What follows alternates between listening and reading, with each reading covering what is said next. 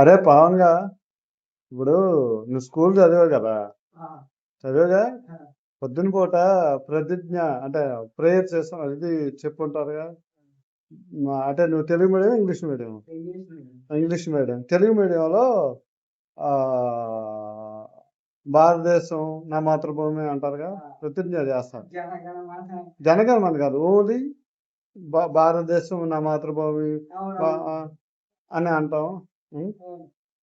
అలాగే మళ్ళీ మన బయట భారతీయుడం భారతీయుడం అని అంటాం.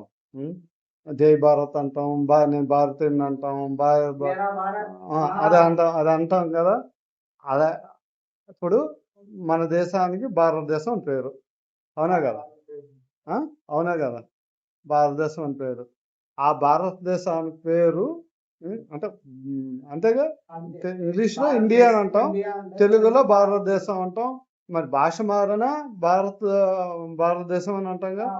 ఎక్కడైనా భారతీయులు ఎక్కడ భారత్ అంటే ఏ లాంగ్వేజ్ వేసినా భారతదేశం అని వస్తుంది కదా, భారత్ అని వస్తుంది.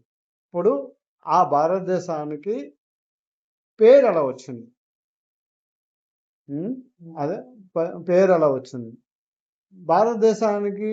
అంటే ఈ భారతదేశానికి ఇంకేమైనా ముందు ఏమైనా పేరు ఉందా, తెలుసా? భారతదేశం పేరు ఎలా వచ్చింది? చదువుకున్నావుగా, చిన్నప్పుడు ఏం చదువుకోలేదా?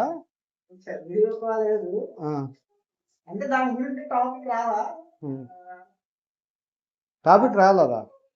మరి ఎక్కడ చూసినా భారతదేశం భారతదేశం భారతదేశం భారతీయులు అని అంటాం కదా. స్కూల్లో చిన్నప్పటి నుంచి ఓ అంటాం కదా, అమ్మ